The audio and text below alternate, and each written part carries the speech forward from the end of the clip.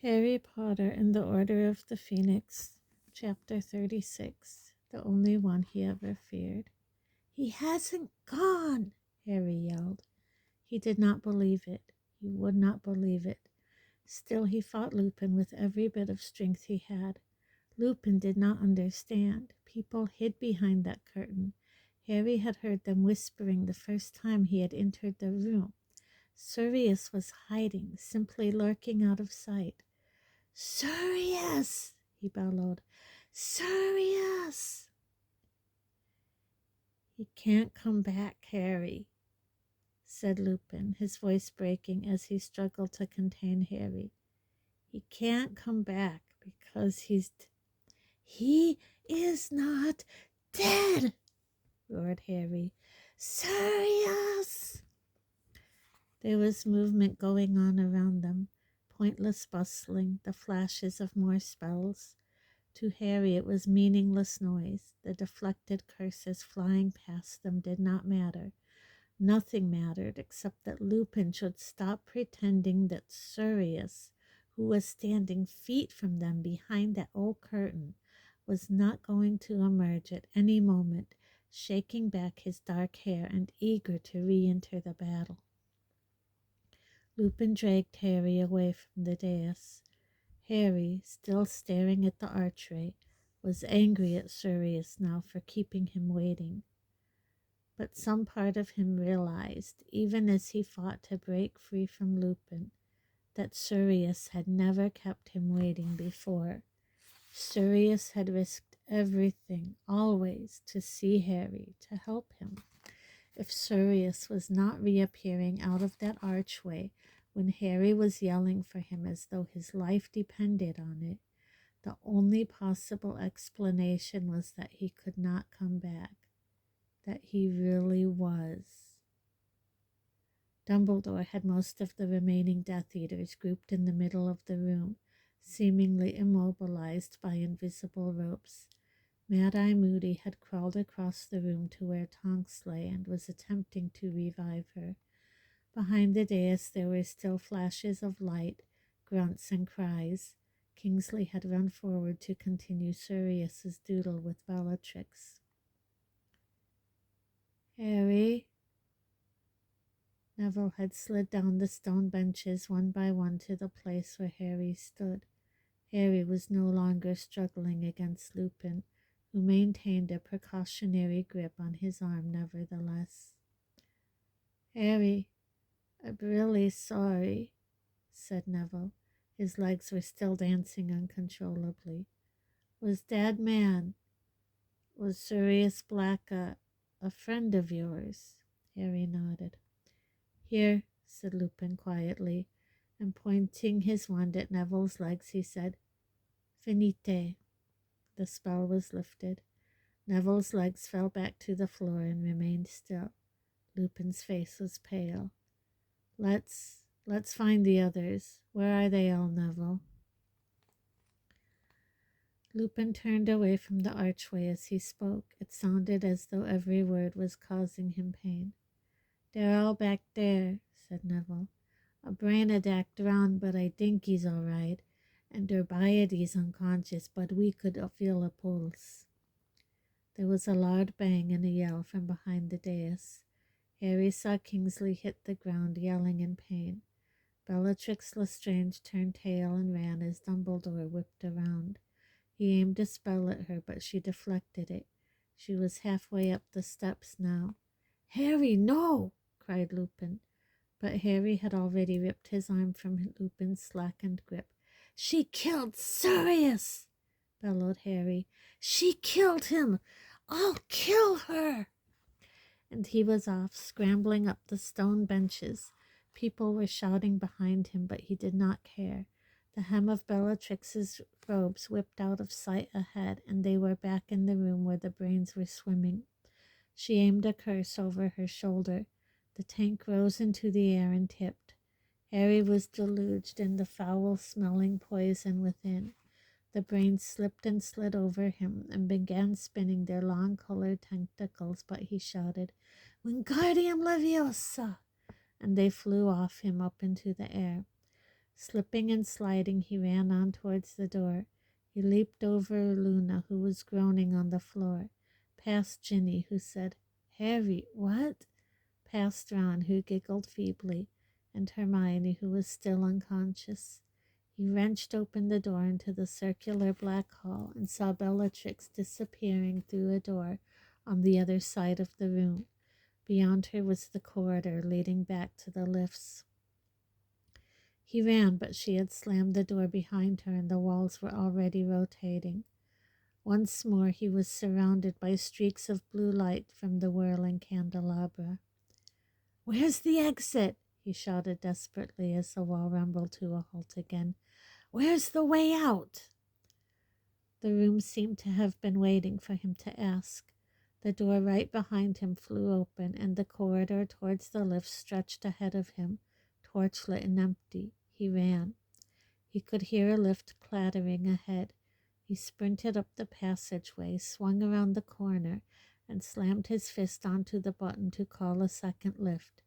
It jangled and banged lower and lower. The grill slid open and Harry dashed inside, now hammering the button marked atrium. The door slid shut and he was rising.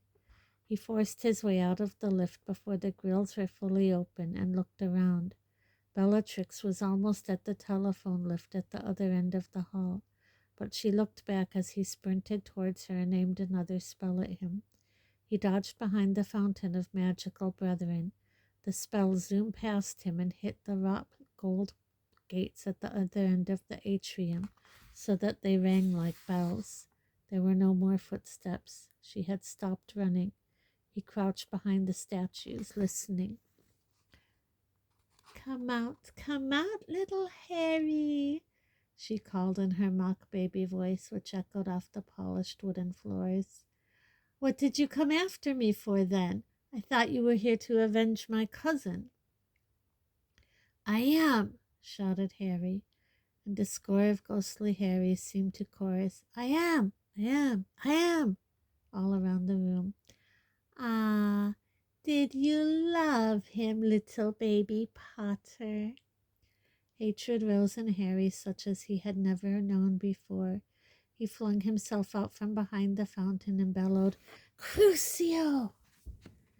Bellatrix screamed. The spell had knocked her off her feet, but she did not writhe and shriek with pain as Neville had.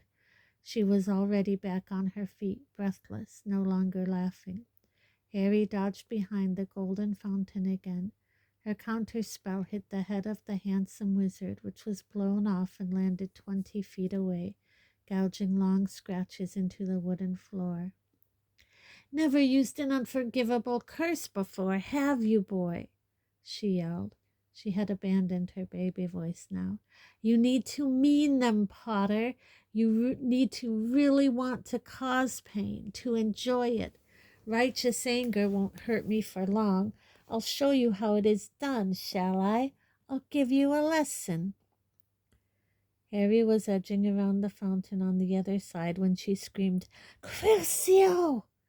and he was forced to duck down again as the centaur's arm, holding its bow, spun off and landed with a crash on the floor a short distance from the golden wizard's head. "Potter, you cannot win against me," she cried. He could hear her moving to the right, trying to get a clear shot of him. He backed around the statue away from her, crouching behind the centaur's legs, his head level with the house elf's. "I was and am the Dark Lord's most loyal servant. I learned the dark arts from him, and I know spells of such power that you, pathetic little boy, can never hope to compete." "Stupefy!" yelled Harry. He had edged right around to where the goblin stood beaming up at the now headless wizard and taken aim at her back as she peered around the fountain. She reacted so fast he barely had time to duck. "Protego!" The jet of red light, his own stunning spell, bounced back at him. Harry scrambled back behind the fountain, and one of the goblin's ears went flying across the room. "Potter, I'm going to give you one chance," shouted Bellatrix. "Give me the prophecy. Roll it out towards me now, and I may spare your life." Well, you're going to have to kill me because it's gone, Harry roared, and as he shouted it, pain seared across his forehead. His scar was on fire again, and he felt a surge of fury that was quite unconnected with his own rage. And he knows, said Harry with a mad laugh to match Bellatrix's own. Your dear old mate Voldemort knows it's gone. He's not going to be happy with you, is he? What? What do you mean? She cried, and for the first time there was fear in her voice. The prophecy smashed when I was trying to get Neville up the steps. What do you think Voldemort'll say about that then? His scar burned and burned. The pain of it was making his eyes stream. Liar! She shrieked, but he could hear the terror behind the anger now. You've got it, Potter, and you will give it to me. Accio prophecy! Accio prophecy! Harry laughed again because he knew it would incense her, the pain building in his head so badly he thought his skull might burst. He waved his empty hand from behind the one-eared goblin and withdrew it quickly as she sent another jet of green light flying at him. Nothing there, he shouted. Nothing to summon. It's smashed and nobody heard what it said. Tell your boss that. No, she screamed. It isn't true. You're lying. Master, I tried. Do not punish me. Don't waste your breath, yelled Harry, his eyes screwed up against the pain in his scar, now more terrible than ever. He can't hear you from here. Can't I, Potter? Said a high, cold voice. Harry opened his eyes. Tall, thin, and black-hooded, his terrible snake-like face white and gaunt, his scarlet slit-pupilled eyes staring, Lord Voldemort had appeared in the middle of the hall, his wand pointing at Harry, who stood frozen, quite unable to move. So, you smashed my prophecy, said Voldemort softly, staring at Harry with those pitiless red eyes. No, Bella, he is not lying. I see the truth looking at me from within his worthless mind. Months of preparation, months of effort, and my Death Eaters have let Harry Potter thwart me again. Master, I'm sorry. I knew not. I was fighting the Animagus Black, sobbed Bellatrix, flinging herself down at Voldemort's feet as he paced slowly nearer. Master, you should know. Be quiet, Bella, said Voldemort dangerously. I shall deal with you in a moment. Do you think I have entered the Ministry of Magic to hear your sniveling apologies? But, Master, he is here. He is here below. Voldemort paid no attention. I have nothing more to say to you, Potter, he said quietly. You have irked me too often, for too long. Avada Kedavra! Harry had not even opened his mouth to resist. His mind was blank, his wand pointing uselessly at the floor. But the headless golden statue of the wizard in the fountain had sprung alive, leaping from its plinth to land with a crash on the floor between Harry and Voldemort. The spell merely glanced off its chest as the statue flung out its arms to protect Harry. What? Cried Voldemort, staring around, and then he breathed, Dumbledore. Harry looked behind him, his heart pounding. Dumbledore was standing in front of the golden gates.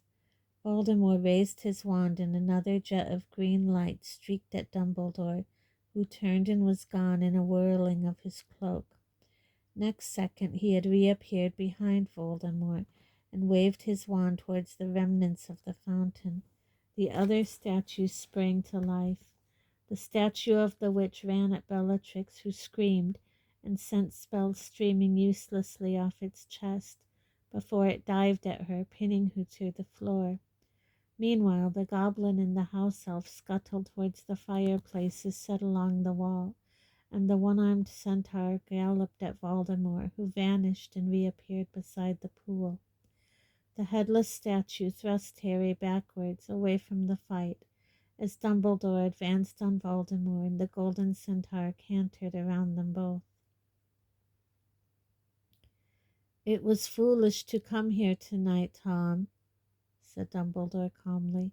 "The Aurors are on their way."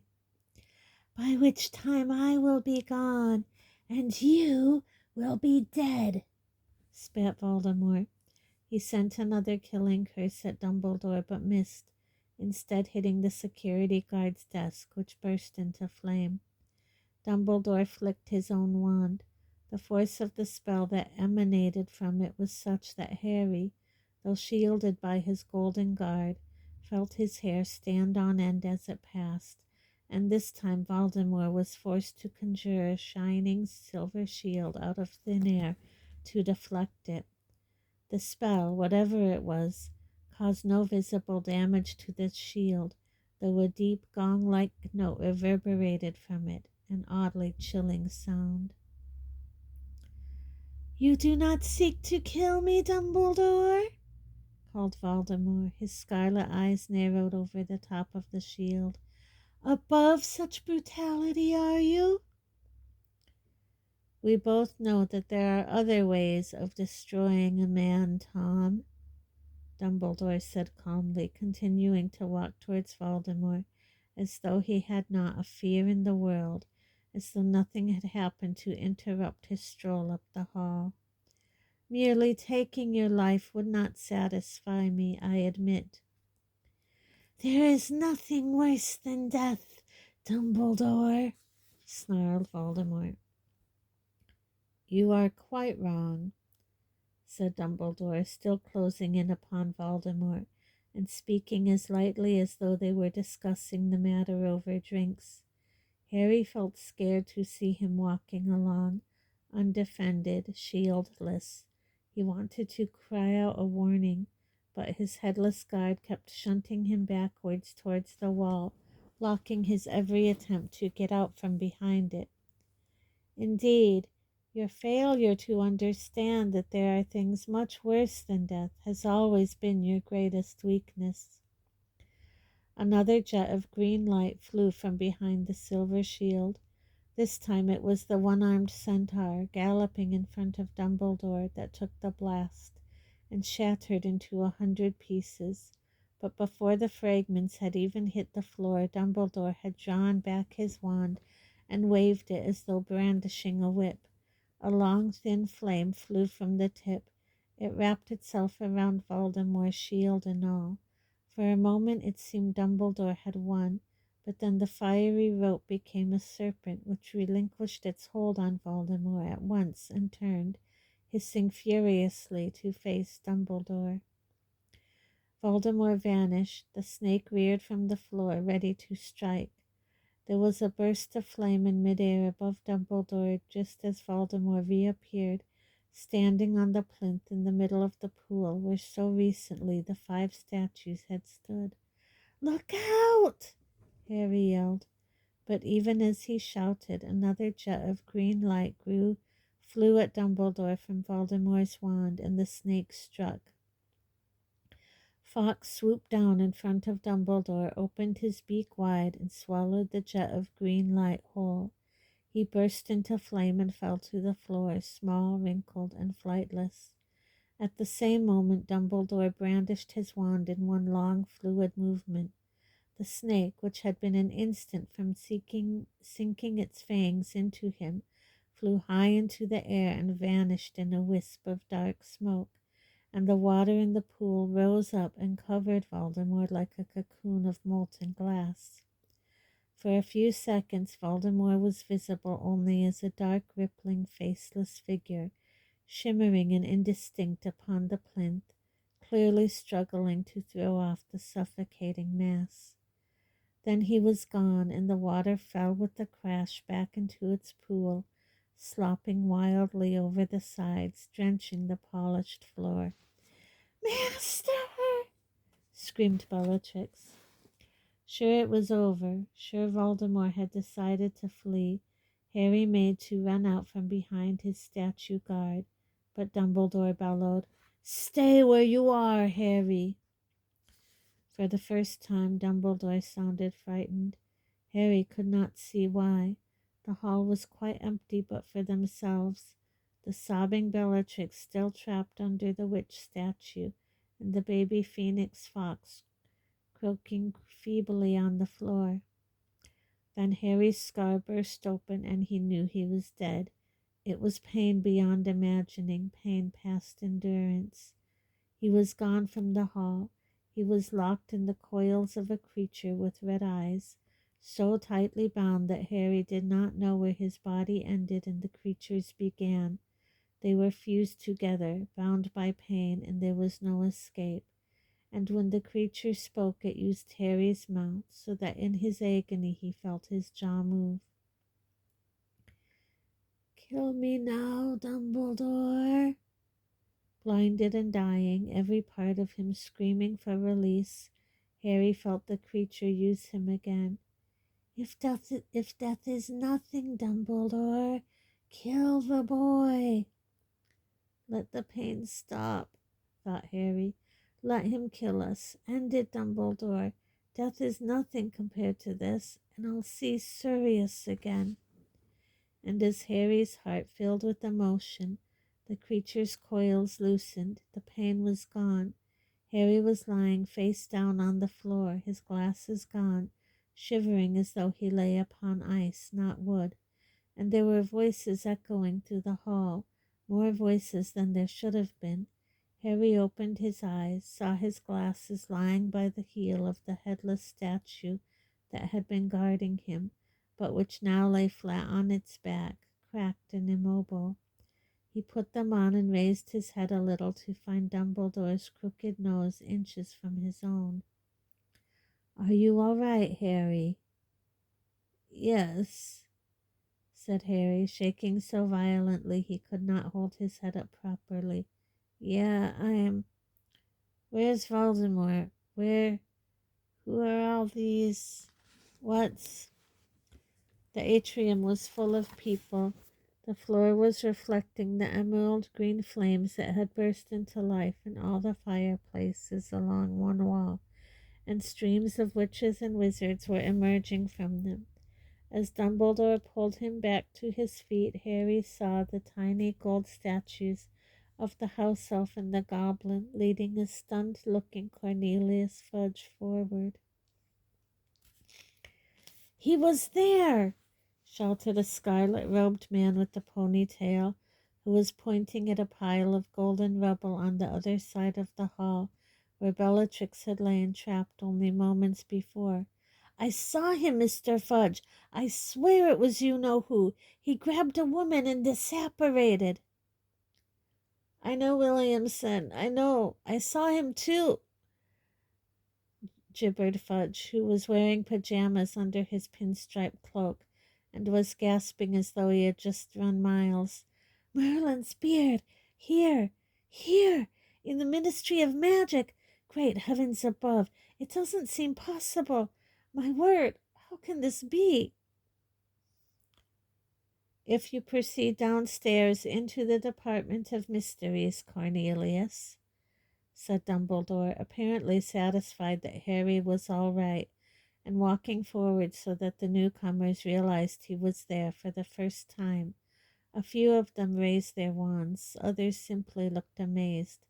The statues of the elf and goblin applauded, and Fudge jumped so much that his slipper-clad feet left the floor.